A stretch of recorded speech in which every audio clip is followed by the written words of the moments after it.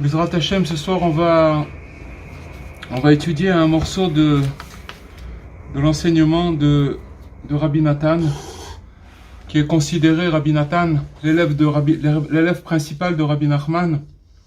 Il est considéré comme la lune par rapport au soleil, parce qu'il s'est tellement annulé, dans la mesure où, bien qu'il était très très grand, c'était un homme immensément savant, pas savant, mais plutôt, il avait la sagesse de la Torah, c'était un grand érudit en Torah.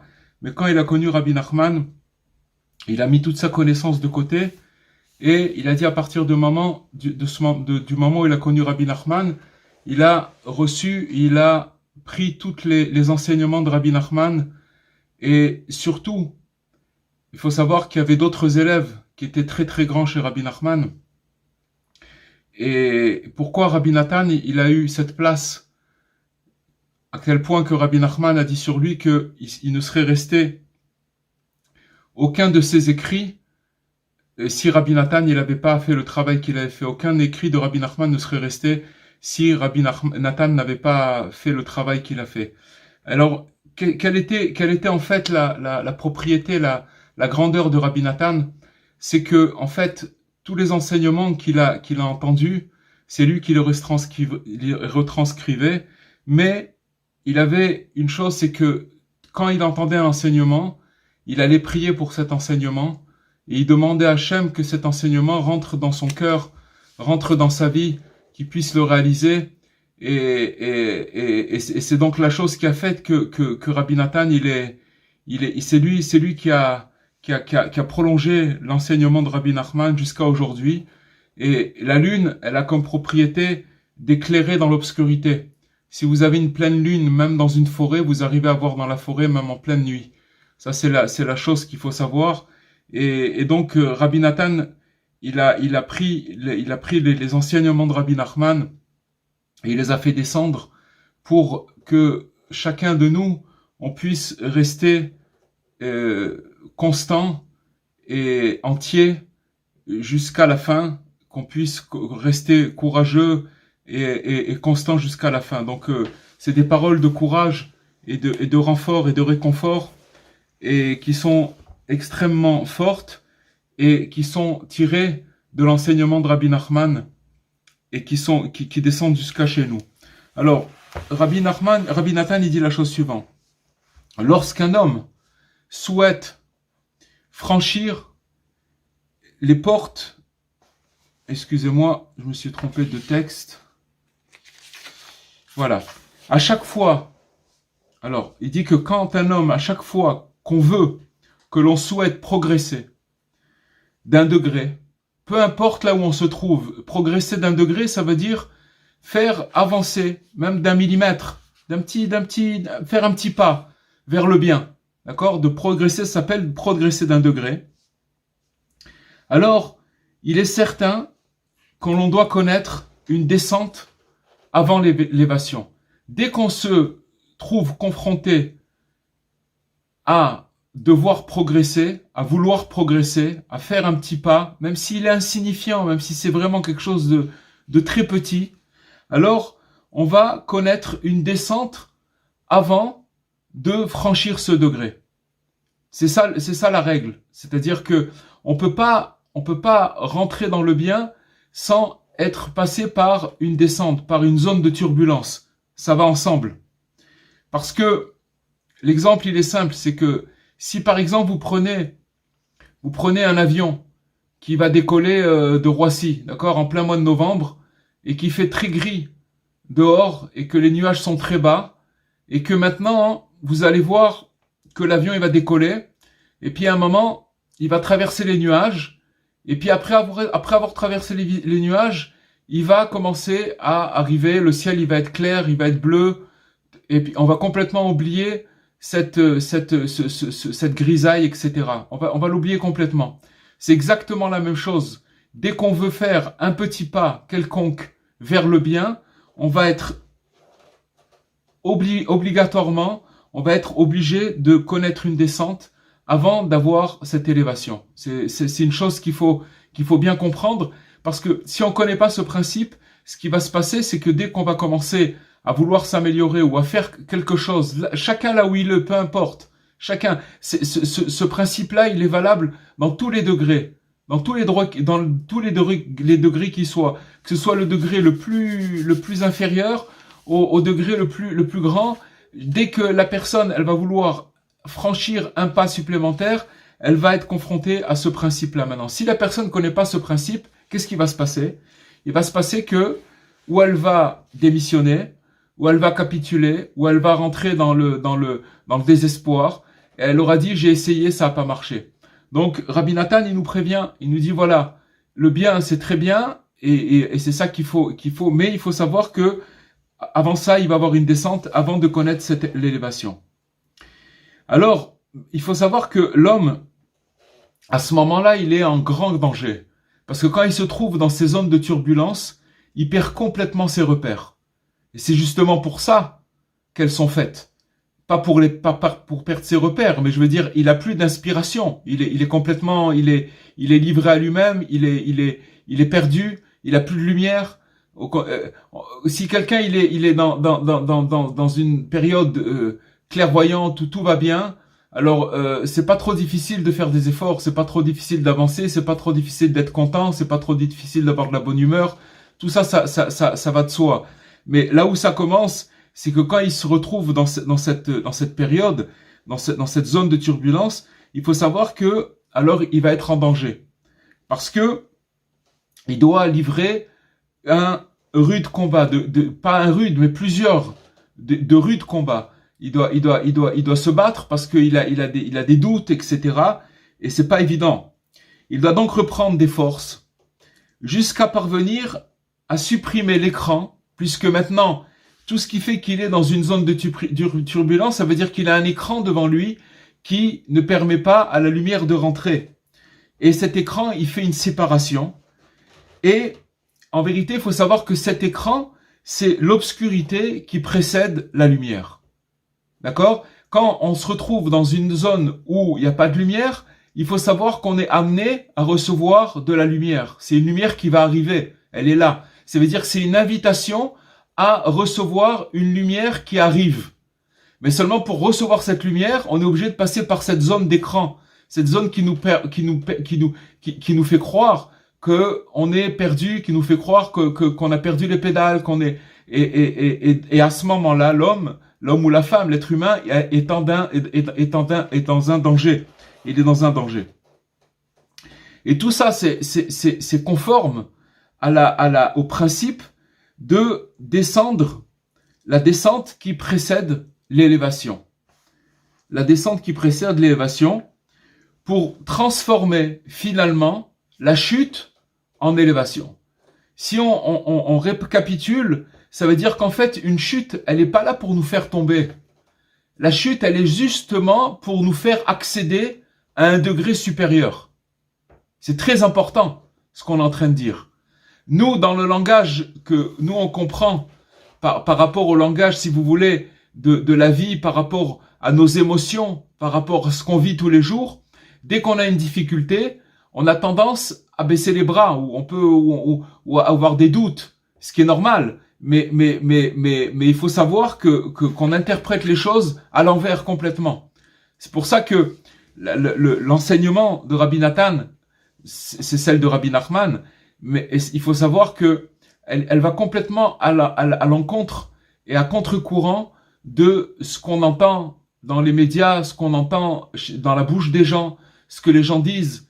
Ça va complètement à contre-courant parce que ça nous fait montrer un autre axe complètement différent et une autre façon de voir qui sauve la personne complètement. C'est quelque chose qui peut sauver la personne de la mort, de la dépression, de toutes ces choses-là. C'est des paroles qui sont très très élevées, qui paraissent très très simples, mais si vous voulez, Rabbi Nachman, il a exploré toutes les zones émotionnelles qu'un homme pourrait franchir. Les pires zones émotionnelles qu'un homme peut. Et c'est pour ça qu'il a pu se permettre et de dire et de crier, le désespoir n'existe pas. C'est pas n'importe qui peut se dire, le désespoir n'existe pas. On va se dire, ah oui, mais c'est facile, alors désespoir, alors il y a eu la Shoah et il y a des gens qui meurent, des gens qui sont malades. Comment on peut dire que le désespoir n'existe pas? Oui, le désespoir n'existe pas parce que d'abord, c'est facile de le dire, mais c'est Rabbi Nachman qui l'a dit. Et quand Rabbi Nachman il a dit cette chose-là, ça veut dire qu'il a exploré toutes les zones les pires qui puissent exister. Et là-bas, dans ces zones les pires, il a amené l'espoir. Ça veut dire quoi? Il a amené l'espoir. Il a fait montrer que finalement, tout le désespoir, il vient du fait qu'on connaît pas notre force. On connaît pas nos capacités, on ne connaît pas nos forces. Donc, le but du tzaddik, c'est de nous amener finalement à découvrir nos forces. Mais maintenant, pour découvrir nos forces, il y a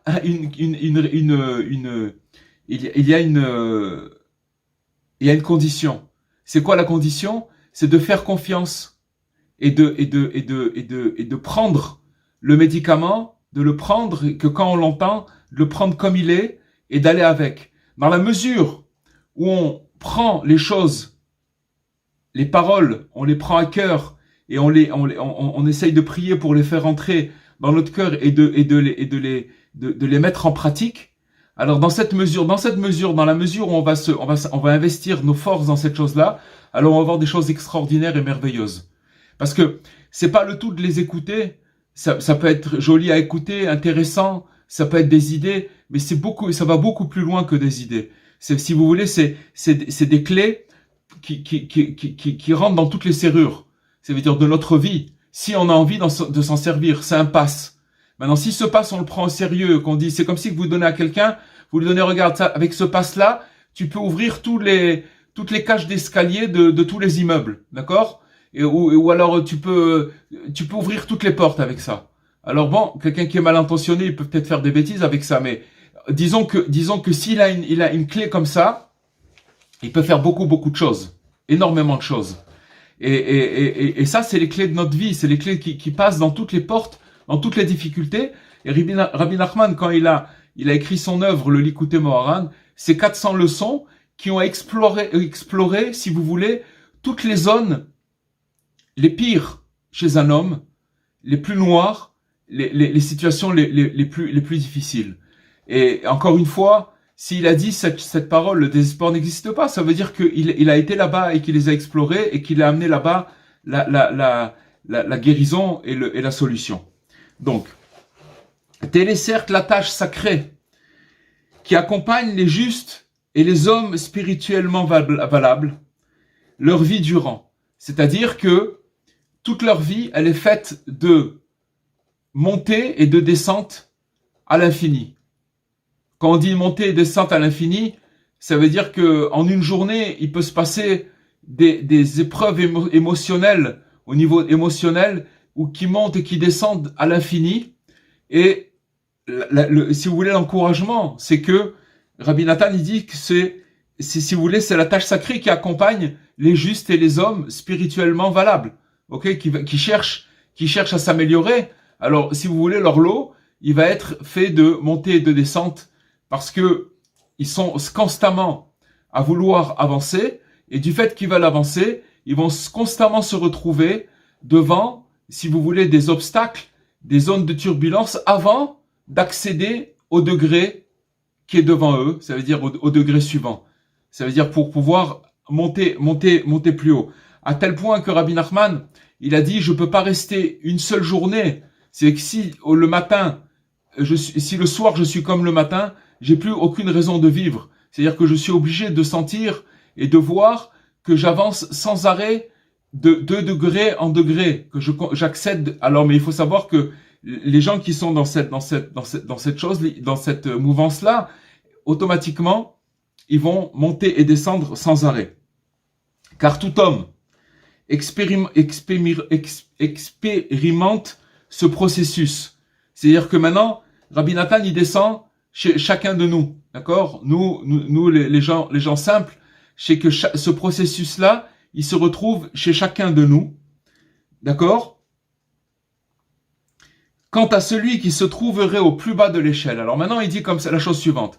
Si vous prenez un homme qui se trouve au plus bas de l'échelle, d'accord, disons voilà, moi je dis voilà, bon, plus que Rabbi Nathan, il parle de l'homme qui se retrouve au plus bas de l'échelle, disons que c'est moi, d'accord, c'est moi celui qui se trouve au plus bas de l'échelle, d'accord. Quoi qu'il eût commis, et quel que soit son état actuel, quel que soit ses égarements, et quel que soit son état actuel, dès qu'il s'éveille, dès qu'il est à un moment d'éveil, ça veut dire qu'il va commencer à vouloir un petit peu s'améliorer, de sortir de l'état où il est, pour essayer de faire un petit pas pour sortir, voyez, d'enlever, disons, un petit quelque chose, une petite saleté ou un petit, qui veut faire un petit effort, même en accomplissant qu'un simple geste, afin de se rapprocher d'un domaine de sainteté. Donc, il fait un effort, il parle de faire un simple geste. Je sais pas, moi, par exemple, quelqu'un qui est dans un état moral dégradant à cause d'actes ou de choses qui se sont passées et qu'il a eu des égarements.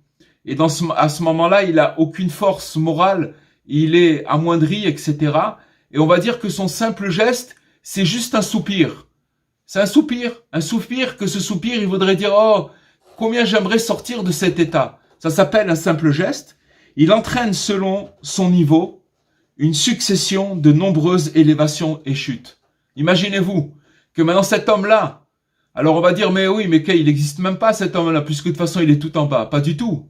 Pas du tout, puisqu'on a dit que ce processus, il se retrouve à chaque degré. Ça veut dire que maintenant, cette personne, même si elle est tout en bas, et qu'elle va vouloir faire un petit effort, un petit geste pour essayer de s'élever, elle va être confrontée à cet état, à savoir élévation et chute. C'est comme ça que ça marche. Selon l'intensité de son élan à se rapprocher de Dieu.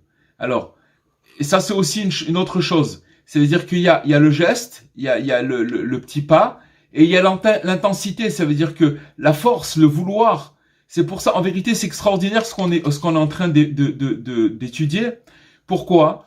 parce que ça nous fait tout simplement montrer que quand on veut se rapprocher de Dieu, alors automatiquement, on va commencer à expérimenter les montagnes russes. Ça veut dire ça va monter, ça va descendre, ça va monter, ça va descendre. Mais maintenant, la personne, quand elle expérimente les montagnes russes, elle comprend pas ce qui lui arrive. Elle dit, mais attends, moi je veux être tranquille, je comprends pas, je suis fou, qu'est-ce qui m'arrive? Elle est complètement perdue dans ce qui lui arrive.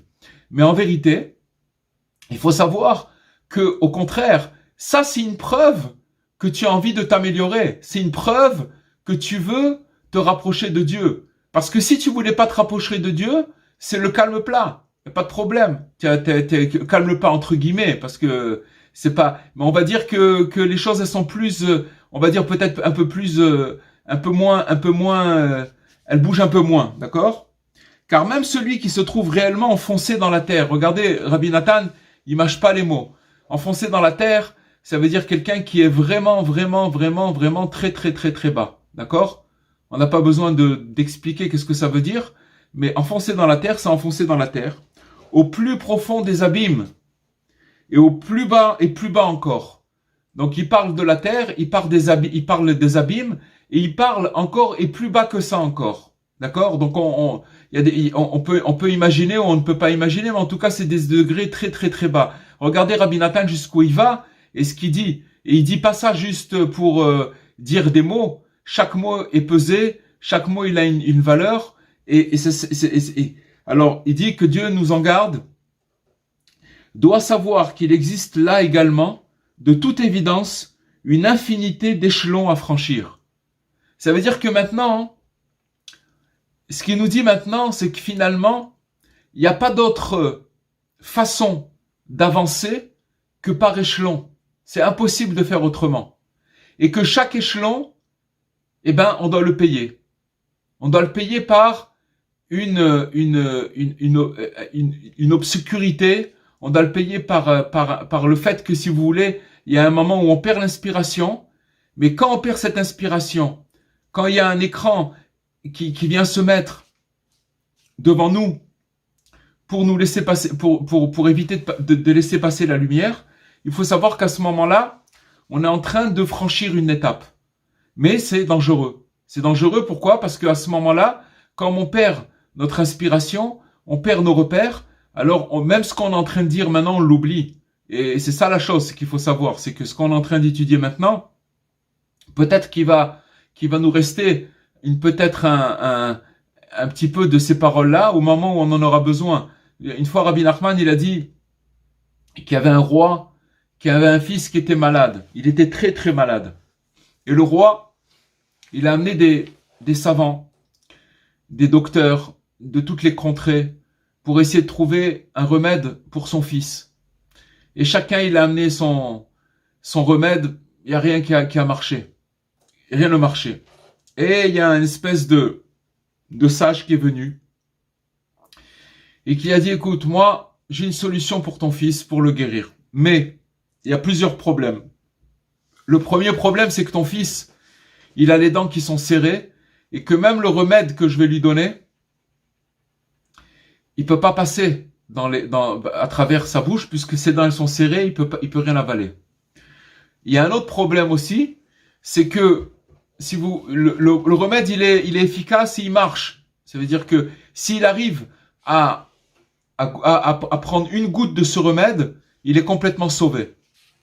Mais le problème, c'est que ce remède, il se trouve, c'est des fleurs, et il y a une fleur qui se trouve dans chaque montagne, la même fleur, on en trouve une ou deux dans chaque montagne.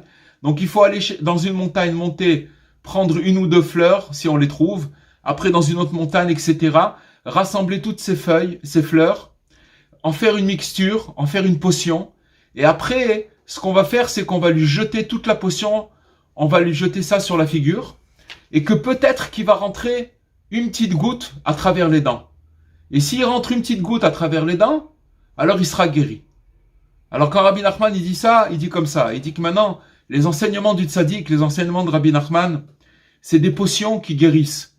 Mais regardez, on est en train de parler de choses extraordinaires, et on voit qu'on n'est pas encore guéri. Ça veut dire qu'on est comme ce fils du roi, qu'on est vraiment malade. Mais il dit Rabbi Nathan que le fait de prendre comme ça des bassines de potions, comme on est en train de faire, quand on est en train de parler de choses extraordinaires, que peut-être qu'un jour, il va rentrer en nous une petite goutte de cette potion, qu'elle va transformer notre vie, qu'on va commencer à comprendre ce qu'on est en train de dire, et on va complètement être régénéré et complètement sortir de toutes nos maladies. Vous comprenez? Donc c'est ça le principe. Donc on disait que maintenant, même une personne qui se trouve dans les abîmes, il doit aussi franchir une infinité d'échelons, d'accord? Et dès qu'il va il va être éprouvé dès qu'il va émettre le souhait d'en sortir. Concrètement, excusez-moi, à titre d'exemple, il dit comme ça: tout comme de nombreuses marches permettent de passer d'un étage à l'autre d'une maison. D'accord? Si par exemple il y a une maison avec plusieurs étages, alors c'est les marches qui nous permettent de monter d'un étage à l'autre. Il faut essayer d'imaginer combien il y a de marches qui vont lier le ciel à la terre, ou plutôt la terre au ciel, d'accord? Si par exemple quelqu'un voudrait monter au ciel, combien il faudrait monter pour atteindre le ciel? Et non seulement ça, à plus forte raison, d'un ciel à un autre. Et ça, c'est une chose. Et alors, il faut voir aussi un autre aspect. Il dit que maintenant, si par exemple quelqu'un qui va se retrouver dans la croûte terrestre et qui comporte aussi là-bas des niveaux, des fosses et des grottes situées aux entrailles de la terre, d'accord? Il n'y a pas de limite aussi, si vous voulez, dans la descente. Quand il nous parle maintenant, il nous parle d'une manière, si vous voulez, d'une manière physique, du ciel, de la terre, des marches et aussi de la croûte de la terre et des grottes et des fosses, etc. Mais il faut savoir que pour quitter ces endroits, il faut monter d'un niveau à un autre. Il nous donne, si vous voulez, c'est une parabole pour nous expliquer que si par exemple quelqu'un il se retrouve dans un souterrain au plus bas fond dans des grottes très très très basses dans la terre, pour pouvoir remonter à surface, eh ben il va falloir qu'il monte une marche après l'autre pour remonter. Maintenant, il faut savoir que lorsqu'un homme il souhaite s'élever de son niveau pour atteindre un degré quelque peu supérieur au sien, d'accord, comme on a dit tout à l'heure, un petit degré, même si celui-ci se trouve au fin fond de la terre, qu'il sache malgré tout que des obstacles se dresseront à chaque fois devant lui pour l'en empêcher. Alors on va se dire la chose suivante, on va dire oui, mais les obstacles ils viennent au contraire pour les gens qui sont déjà peut-être avancés, mais pas du tout. Les obstacles ils viennent, peu importe quelle est la personne, à partir du moment où cette personne, elle va vouloir faire un pas pour s'améliorer, alors elle va se retrouver devant cet obstacle. C'est pourquoi l'homme doit se préparer à de grandes batailles et franchir bien des obstacles à chaque fois qu'il tente de réaliser une quelconque tâche sacrée. Parfois, face à l'intensité des combats, il lui arrive de trébucher et d'échouer dans l'épreuve. Alors, ça c'est une chose qui arrive, c'est que des fois, il va se retrouver dans une situation où il aura avancé, mais à cause de ça, alors il va trébucher, il va chuter. Alors, il doit alors recommencer à nouveau. Voilà ce qu'il dit Rabbi Nathan. Ok, t'es tombé maintenant. T'es tombé, d'abord tu sais pourquoi t'es tombé. T'es tombé parce que t'as voulu t'améliorer. C'est ça qui a attiré, si vous voulez, cette chute. D'accord? Maintenant, si tu es tombé, alors ce qu'il faut faire, c'est recommencer encore une fois. Encore à nouveau, tu dois recommencer. Et il faut faire preuve d'énormément de courage à chaque fois, à chaque jour et chaque instant. Et il faut avoir pitié de sa personne. Qu'est-ce que ça veut dire avoir pitié de sa personne? C'est de penser à sa finalité. La finalité, c'est pas ce qu'on vit sur Terre, les amis. La finalité, c'est le monde futur. Que après notre cheminement, il continue. C'est-à-dire que tout ce qui va se passer après, ça dépend de ce qui s'est passé ici. Ça veut dire de notre obstination, ça veut dire que combien on s'est relevé, combien on a recommencé, et d'avoir pitié de sa personne et de penser à sa finalité, inlassablement, car finalement, qu'adviendra-t-il de nous? Qu'adviendra-t-il de nous? Quoi qu'il arrive, nous sommes tenus et contraints de mener la guerre pour Dieu. En fait, il n'y a pas le choix. Il n'y a pas le choix. Ça veut dire que on nous téléguide pour mettre, maintenant, il faut pas le voir comme une guerre et comme au contraire, parce que si vous voulez, c'est la seule manière de pouvoir s'élever. La seule manière de pouvoir s'élever, c'est d'acquérir de degré en degré d'avancer, mais de savoir que quand on va se retrouver dans ces degrés et qu'on va vouloir avancer, alors automatiquement, avant d'accéder au degré suivant, on va être confronté à une zone de turbulence. Et donc on est tenu et contraint de mener la guerre pour Dieu autant qu'il nous en est possible. Car l'effort lui-même, lorsqu'un homme se fatigue et s'efforce de se détacher de sa condition misérable, d'accord? Condition misérable, chacun de nous, il y a des fois où on n'est pas content de nous-mêmes. Ça, c'est une condition misérable, c'est que quand on n'est pas content de nous-mêmes, ok? Maintenant, quand on veut se détacher de cette condition, qu'on a envie de faire quelque chose, en général, le mauvais penchant, il veut nous faire, si vous voulez, franchir de dire, allez, c'est fini maintenant, tu dois arrêter, tu dois sauter et tu dois avancer à grands pas. Et c'est là l'erreur. Parce qu'en fait, si vous voulez, l'effort qu'on doit faire pour sortir de notre condition misérable, c'est de faire un pas comme un cheveu. Faire quelque chose, un tout petit truc, quelque chose de petit. Quoi qu'il arrive, alors il faut savoir que dès qu'on veut faire un petit effort pour sortir de notre condition misérable, nous dit Rabbi Nathan que c'est très précieux aux yeux de Dieu. Dieu, il aime tellement de voir quelqu'un qui est dans une mauvaise situation, mais qui fait un tout petit quelque chose pour essayer de s'en sortir. Pour Dieu, c'est quelque chose d'extraordinaire. C'est quelque chose qui est très précieux. Et si l'homme fournit des efforts, garde espoir et persévère dans ses prières quotidiennement, en implorant Dieu de le faire sortir des lieux dans lesquels il a chuté. C'est-à-dire que finalement, vous voyez ce qu'il nous dit? Il nous dit que finalement, toute la clé, elle réside dans le fait de ne pas accepter de rester dans ces lieux. Que quand on a chuté, de demander à Dieu de nous faire sortir de ces lieux, là où on a chuté. Alors, il nous dit comme ça, Rabbi Nathan, sa fin sera assurément bonne. Ça veut dire, quand il dit la fin, elle sera assurément bonne, ça veut dire qu'il nous donne une garantie.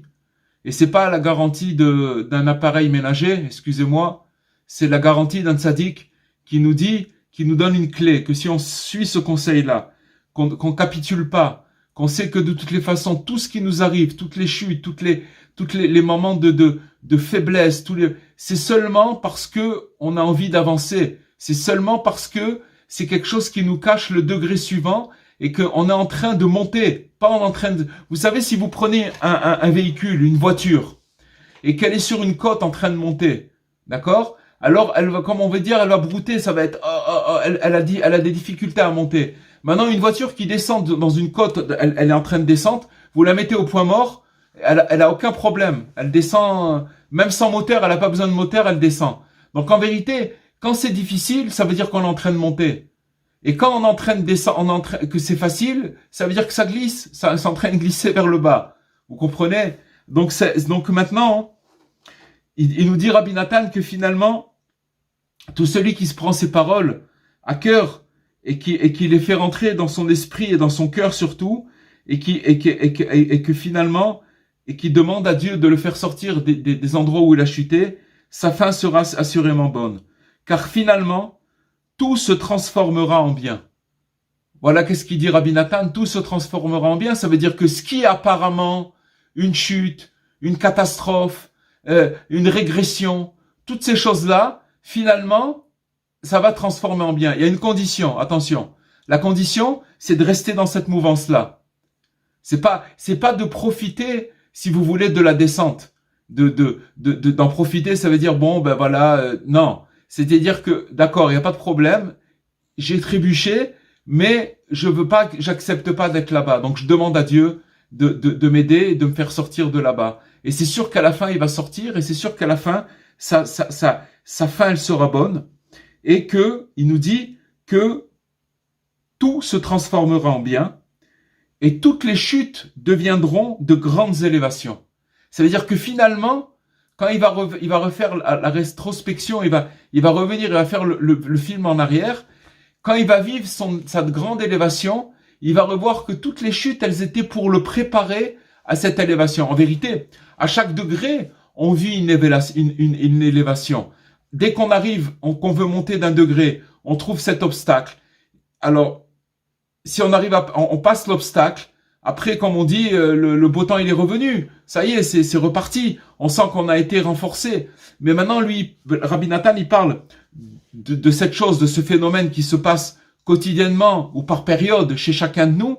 Mais aussi, si vous voulez, c'est le recyclage de toute la vie de la personne, qu'à la fin, si elle est restée dans cette mouvance et qu'elle s'est accrochée à ces paroles-là, à la fin, elle va voir que toutes ces chutes-là, c'était pour l'amener à une très grande élévation, selon le principe que la chute qui a pour finalité l'élévation, c'est-à-dire Yerida Tachlita Aliyah. Ça veut dire qu'en vérité, que quand on fait descendre un homme, c'est pour finalement l'amener à la finalité, à une très grande élévation.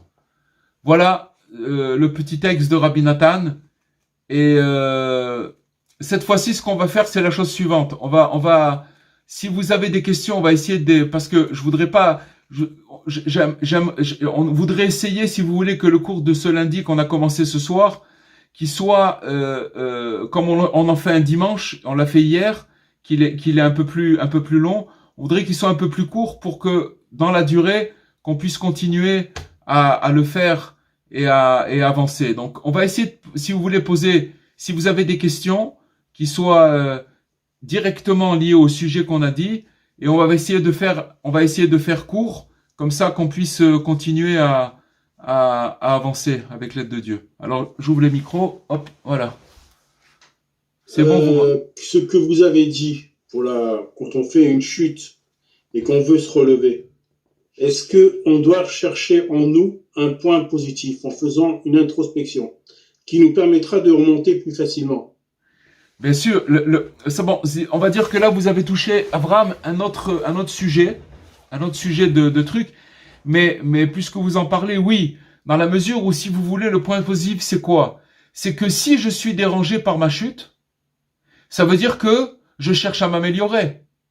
Donc si je cherche à m'améliorer, qu'est-ce que ça veut dire? Ça veut dire que je cherche le bien. Donc c'est ça le point positif. Vous comprenez? Ouais. Voilà, tout simplement. Si ça me préoccupe, ça veut dire que je suis sûr, ça veut dire si quelqu'un il a pas que sa conscience elle le dérange pas, alors il est pas touché par ça. Ça veut dire il a ni de montée ni de descente, ça n'existe pas les montées et les descentes chez lui. Mais si ça dérange quelqu'un, ça veut dire que oui, alors ça veut dire qu'il cherche le bien et que donc c'est ça le point positif. Ok, très bien. Excusez-moi, Eli Cohen, c'est Chava. Est-ce que c'est pas un peu paradoxal la chute et Rabbi Nachman nous dit que on n'a pas le droit d'être vieux, on n'a pas le droit d'être triste, et une chute peut entraîner la tristesse.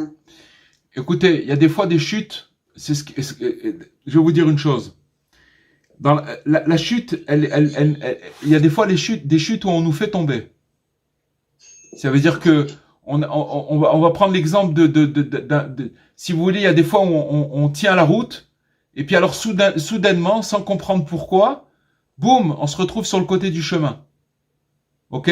Maintenant, quand on se retrouve là-bas, ça veut dire que cette chute-là, elle a été, dans tous les cas, c'est Hachem qui nous a mis dans une situation où il nous a fait dérailler. Alors, quand il nous a fait dérailler, il faut savoir qu'à ce moment-là, c'est là où il faut pas être triste. Ça veut dire qu'on a perdu notre pouvoir. On a perdu notre royauté. Avant la chute, on était un roi. Après la chute, on n'est plus roi. On a perdu notre royauté. Et quand on a perdu la royauté, c'est là où, si vous voulez, il faut faire attention. Il faut faire attention. Il faut essayer de s'accrocher, de pas tomber ni dans la dépression et dans tout ça. Vous comprenez ce que je veux dire? Mais la chute, faut pas croire que maintenant, moi, j'ai envie de chuter. J'ai pas envie. Il y a personne ici, il y a personne qu'on peut dire quelqu'un, j'ai envie. Ça existe pas quelqu'un qui veut. On nous pousse. Il y a des fois, on peut pousser la personne. Et d'après ce qu'on vient d'étudier ce soir, ça arrive justement parce que finalement, regardez, il veut arriver, il veut faire un effort. Il veut progresser. Cette progression, elle va l'amener devant un écran, devant une zone de turbulence. Et c'est là-bas qu'il est en danger. C'est dans cette zone de turbulence, quand il perd complètement ses moyens, qu'il risque de trébucher. Maintenant, s'il trébuche et qu'il se trouve dans cet endroit-là, alors il dit, Rabbi Nathan, tu recommences. Et tu commences à prier à Hachem qui te fasse sortir de l'endroit où tu es. Il faut jamais lâcher cette chose-là. Parce que, qu'est-ce que c'est le désespoir? C'est que quand il va trébucher et qu'il n'a pas la force de demander de sortir de là-bas. Ça s'appelle le désespoir. Vous comprenez? Oui. C'est l'endormissement. Comment? C'est l'endormissement. Oui, c'est le désespoir, l'endormissement, bien sûr. Là, il nous dit, voilà, rebondit, il y a pas on s'arrête pas. On peut pas s'arrêter, on est sur une route, on peut pas s'arrêter. Mais est-ce qu'il y a un intérêt à savoir si, comme vous avez dit tout à l'heure, on a voulu nous faire chuter, c'est-à-dire qu'il y a une volonté divine de nous faire chuter, ou si c'est simplement nos pulsions qui nous ont fait chuter? D'abord, vous savez, toutes les questions, elles sont magnifiques que vous posez, parce que ça rentre dans d'autres Bezrat Hashem, peut-être qu'on aura dans un autre endroit, Rabbi Nathan, il dit que quand on veut s'améliorer, alors on sent des élévations, mais le problème, c'est qu'on a encore des vêtements sales. Et si vous voulez, nos vêtements sales, ils nous collent à la peau, comme on dit, d'accord? Et qu'il y a même des fois quand on croit qu'on est sorti qu'on s'est élevé, et boum, on voit qu'on retombe et on croit que c'est nos pulsions. C'est pas nos pulsions, c'est nos vêtements sales on s'est pas encore débarrassé. Appelez ça des pulsions. Mais si vous voulez, c'est des parties du sang qui n'a pas été encore purifié. Quand ce sang-là, il coule dans nos veines et qui nous fait toc toc toc toc, je suis là, allez viens, un truc et tout ça. Alors vous comprenez, ça s'appelle des pulsions en termes, je sais pas moi, en termes scientifiques, je sais pas comment on appelle ça. Mais en fait, c'est des parties de nous qui ont pas été encore réparées. Alors, maintenant, il nous prévient, voilà, il nous parle de chute, il nous parle d'abîme, il nous parle de grottes, il nous parle d'endroits, des zones, des trucs. Il nous dit, voilà, il faut pas lâcher parce que si tu te décourages là-bas, alors c'est tout, c'est ça le désespoir. Il nous prévient que tout ça, il faut passer par là. Il le dit clairement. Il le dit clairement. Vous comprenez, Madame Fitoussi? Oui. Donc en fait, là, une fois qu'on est dans la chute, il n'y a pas d'intérêt à savoir si ça vient de là ou de là. Mais ça, de toutes les façons, tout vient d'Hachem. Parce que je vais vous te dire, le Talmud, il dit que si un homme, il n'était pas protégé par des anges et des trucs, mais il se ferait manger comme une cacahuète. Un homme, il est tellement pris par des pulsions et des passions et des trucs qu'il aurait aucune chance de pouvoir tenir une seule seconde. Donc en vérité, c'est comme un petit enfant. Vous avez un petit enfant qui a 4 pattes, qui a à peine 10 mois, 11 mois, 12 mois, il commence à peine à se déplacer comme ça et trucs. Et vous voyez, il est entouré d'anges pour pas prendre des coups. Vous comprenez pas comment. Alors même si on a 10 yeux sur lui, mais sachez une chose, c'est que c'est pas seulement les yeux de la maman qui font que le petit bébé il prend pas des coups, il est protégé. C'est la même chose pour nous. Si on n'était pas protégé en tant qu'être humain, mais on deviendrait fou. Donc on est protégé. Alors maintenant, quand Hachem il enlève un tout petit peu de cette protection-là, boum, comme on dit, le naturel revient au galop et on se retrouve livré à nous-mêmes. C'est tout simplement. C'est pas que. Oui. Oui, Rav Cohen. Est-ce que ça fait partie des c'est Josiane Simcha. Bonsoir. Bonsoir. Est-ce que ça fait partie des clipotes qui nous entourent? Bien sûr. Des écorces qui nous entourent. Bien sûr. Et qu'on n'arrive pas à se débarrasser. Bien sûr. Mais je vais vous dire une chose. Il faut pas s'occuper de ça. C'est sûr que c'est ça. Mais il faut pas s'occuper de ça. Parce que je vais vous dire, nous, ce qu'on doit s'occuper, c'est de s'attacher à la source des conseils de Rabbi Nachman qui nous dit, voilà comment tu dois vivre, attention, voilà où tu vas passer. Et te décourage pas, commence pas, perds pas le nord, t'inquiète pas, c'est normal, vas-y, avance. Fais ce que je te dis de faire. C'est sûr qu'il y a des écorces, il y a des clipotes, évidemment. Rav, je voulais vous poser une question, s'il vous plaît. Est-ce que nos chutes dont vous avez parlé, nos chutes sont voulues par Akadosh Baruch Hu, ou bien il y a moitié-moitié, si vous voulez. Il y a l'homme qui est influencé par le Yetzer Hara pour tomber, ou bien tout est décidé par Akadosh Baruch Hu de manière globale. C'est exactement la même question qu'on a dit tout à l'heure. C'est qu'elle a dit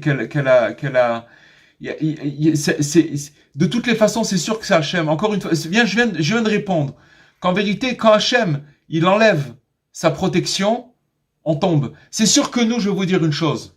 C'est sûr que nous, on doit tout faire pour se préserver, pour faire attention, qu'est-ce qu'on fait pas, pour essayer d'attirer sur nous la crainte du ciel, de faire tout pour essayer de se préserver. Ok? Maintenant, on a fait ce qu'on doit faire, et malgré tout, il peut arriver des choses. Vous comprenez? Malgré tout, il peut arriver des choses. Mais dans tous les cas, c'est Hachem. Dans tous les cas, c'est Hachem. Mais il faut faire attention avec ces choses-là, parce que il faut bien les comprendre et bien savoir comment les prendre, parce que si c'est pris d'un mauvais truc, on peut tomber, que Dieu préserve, dans l'hérésie. C'est-à-dire, si c'est tout Hachem, c'est tout Maktoub, c'est tout marqué, c'est tout truc. Je vais vous dire une chose. Avant, la responsabilité, elle est sur nous. Oui, ça peut être un effet contraire. Exactement. Avant, la responsabilité, elle est chez nous. Ok, on doit tout faire pour essayer des trucs. Après, il faut s'en remettre à Hachem. Maintenant, c'est une recherche. C'est pas si évident à dire et à truc, parce que selon notre façon de voir les choses, ça peut être compris d'une mauvaise façon. Donc il faut voilà. On a dit certaines gens, on peut pas trop parler de ça, parce qu'on rentre dans le choix, la bechira, le libre arbitre, toutes ces choses-là, il faut faire attention. Mais voilà, prenons-les, on veut dire, faut les prendre en général, et faut pas trop en parler, hein, parce que, encore une chose, chacun de nous, on peut le comprendre différemment, et si c'est mal compris, ça peut nous amener pas dans des bonnes choses, vous comprenez? Exact. Ouais. Merci beaucoup. Donc en fait, chaque chute permet une introspection, tout simplement. Non, chaque chute, oui, mais encore une fois, le principe, il est simple. Il y a un degré, si vous voulez, on franchit sans arrêt des degrés. Dès qu'un homme, il s'éveille pour essayer de sortir de son état là où il est maintenant. Peu importe le degré, puisqu'on a parlé des plus grands et des plus bas degrés, peu importe. D'accord? Alors, dès qu'il va vouloir s'éveiller pour franchir un degré, automatiquement, il va attirer sur lui des obstacles. Il va, une zone de turbulence, des nuages, du brouillard. Il va plus savoir où il est. Et c'est là-bas, dans cet endroit-là, où il va être, si vous voulez, en danger. C'est là-bas le danger. Mais maintenant, il faut savoir que ce qu'on a appris ce soir, c'est que quand il est dans cet endroit-là, il faut savoir que finalement, il est apte, il va recevoir une élévation. C'est ça qui va. Maintenant, à la fin, regardez ce qu'il a dit. Parce qu'on a l'impression d'avoir répété beaucoup de choses, mais c'est pas des répétitions. Parce qu'à la fin, il dit que toutes les chutes qu'il a eues, s'il continue, même s'il il a chuté, mais il recommence, et qu'il demande à Hachem de l'aider à sortir de là où il est, à la fin, toutes ces chutes, elles vont être recyclées. Toutes. À Kol Itaper et Tova, tout va se transformer en bien. Vous vous rendez compte ce que ça veut dire? En attendant, je vais vous dire une chose. C'est révolutionnaire ce qu'il dit Rabbi Nathan. En attendant, ce qu'il nous dit, c'est bon, tu prends une claque, recommence, Mais si tu fais ça, tu rentres dans ce processus-là, il y a un moment où tout va se transformer en bien. Où ça va être une évaluation extraordinaire. Extraordinaire. C'est très très fort, c'est très très très fort.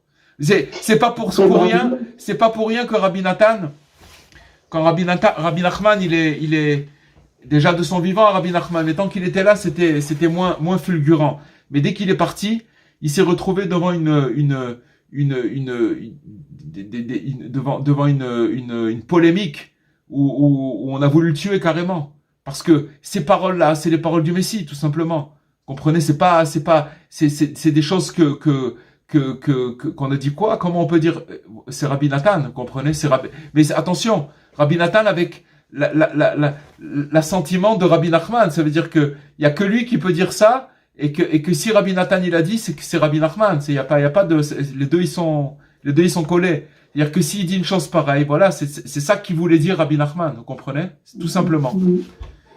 Le chemin, Voilà. il est semé d'embûches. Comment?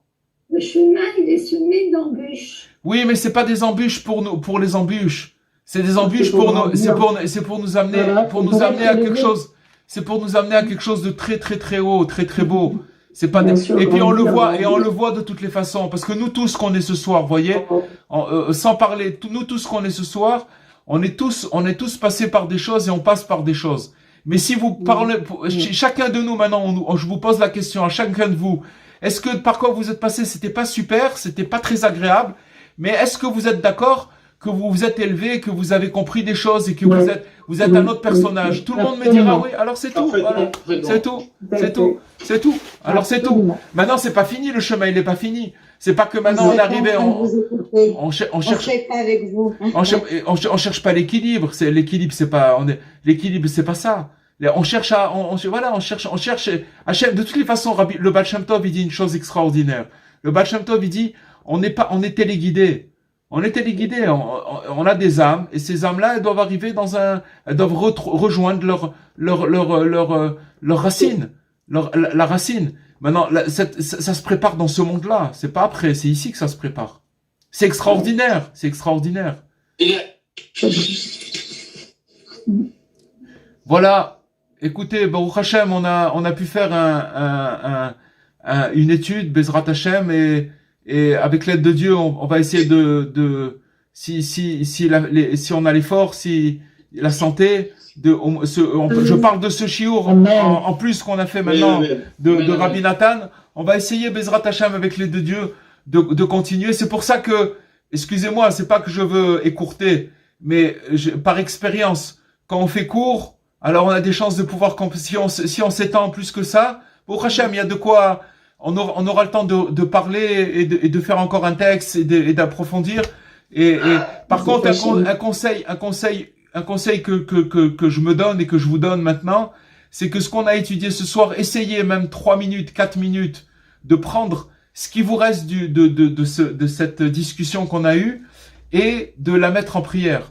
De demander à Dieu, chacun, comme il a compris, ce qu'il a ressenti, de formuler une prière avec cette étude qu'on a étudiée.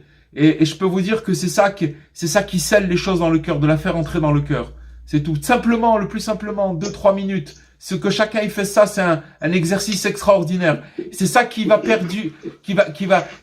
installer la chose dans le temps, avec l'aide de Dieu. Avec l'aide de Dieu.